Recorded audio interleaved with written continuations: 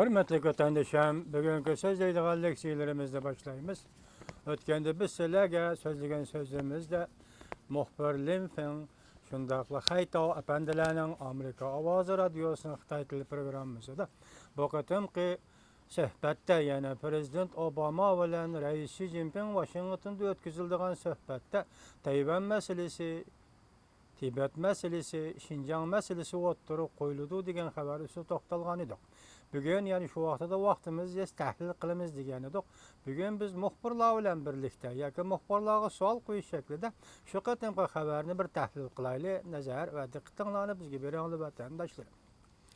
2 kun avval so'zlagan leksiyamizda Amerika Qo'shma Shtatlarining prezidenti Obama Jungo'ning Reis Xi Jinping bilan Aqsarayda suhbat o'tkazdi. Söhbette Prezident Obama Tayvan meselesi, Tibet meselesi, Şinjan meselesini oturup koydu dep sözlegen edi.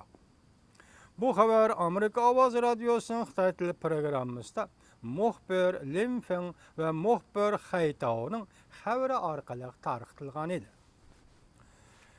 Muhbir Lim Feng ve muhbir Xaytao efendiler haberge Prezident Obama bilen Reis Xi Jinping söhbeti savdo ticaretga e'tibor berdi. Kishilik huquqni kim so'zlaydi deb mavzu qo'yilgan.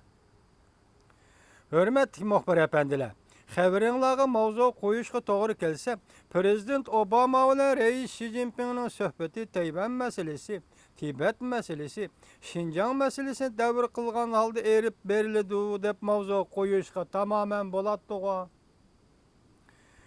İki devlet o'rtasidagi Tayvan meselesinin, Tibet meselesinin, Şinjan meselesinin derecesini düşürüp, iqtisat yani savdo ticaret meselesi birinci o'ringa qo'yib, iki devlet o'rtasida so'zlanadigan siyosiy meselelerni ikkinchi o'ringa tushirib qo'yishning zaruriyati bormidi muxbir efendiler? Hürmetlik muhbir Lim Feng, hürmetlik muhbir Xaytav efendiler. Sizler xabaringlarda Amerika Qo'shma Shtatlarining prezidenti Obama ziyorat kelgan mehmonning oldida Jungo taraf bearamlik his qiladigan ba'zi masalalarni o'tirg'a qo'ydi. Masalan, savdo tijorat ta'tir balans masalasi, Tayvan meselesi, Tibet meselesi, Şinjan meselesi qatorliq masalalarni o'tirg'a qo'ydi deb ko'rsatdinglar. Çoğun devlet başları söhbet ötközgende adeti söhbetleşidigan teymiler, mezmunla avval diplomatik söhbetler arkalık belgelengen buludu. Sizler Lim Feng efendi, muhbir Xaytav efendi xabaringlarda Jungo taraf bearamlik his qiladigan meseleler degan cümle işletdinglar. Söhbetleşidigan teymiler aldı bilen diplomatik yol bilen belgelengen buludu degan sözge işindigan bolsanglar, ondaqda İki devlet, Amerika Qo'shma Shtatlari ve Jungo, iki devlet o'rtasida suhbatga qo'yiladigan Tayvan meselesi, Tibet meselesi, Şinjan meselesi to'g'risida Jungo taraf nima uchun bearamlik his qiladi? Bu mesele allaqachon iki devlet o'rtasida belgilangan tema.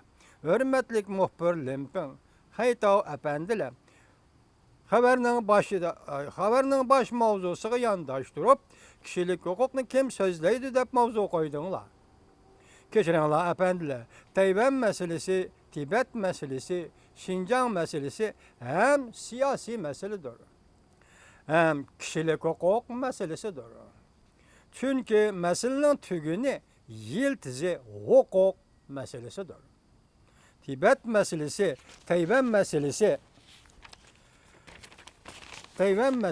Şinjan meselesi Amerika Qo'shma Shtatlarining prezidenti Obama bilan Jungo'ning Reis Xi Jinping o'tirg'a qo'yildi ekan, kishilik huquqni cho'qim so'zlanidir.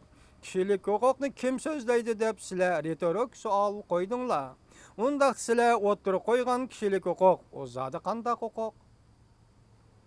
Amerika Avazı Xitay tili programmasının 2 nefer muhbiri 9. ayının 18. Prezident Obama bilen Reis Xi Jinping söhbeti savdo ticaretga e'tibor berdi.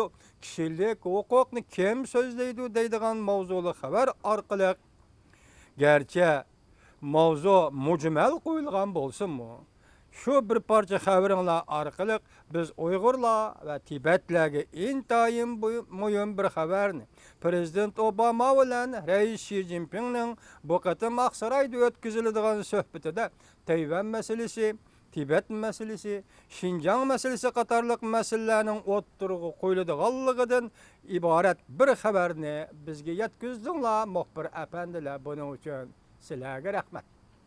Sizlərə rəhmət. Bunun üçün muhbir Liping, muhbir Xaytau'nun əpəndilərə və Amerika Avazı Radyosu'nun Xitay tili programımız xadimlərə çin qalbimizdən rəhmət eytimiz. Milli meseleki millet meselesi, çoğun devletler oturusu diplomatik münasebetler dairesideki meseledir. Tarihte şundak bolğan idi, hazırımı hem şundak. Biz bugün bu yerde Amerika halkıga yana bir qatam rahmet aytish bilan billa 20 milyon Uyghur halkını, yürük suv bulup ketken Uyghur halkını, Amerika Qo'shma Shtatlar hükümetinden bir hoş haber kütüp durgan Uyghur halkını, 2 nafar muhbir yazgan hoş haber bilen tebriklaymiz.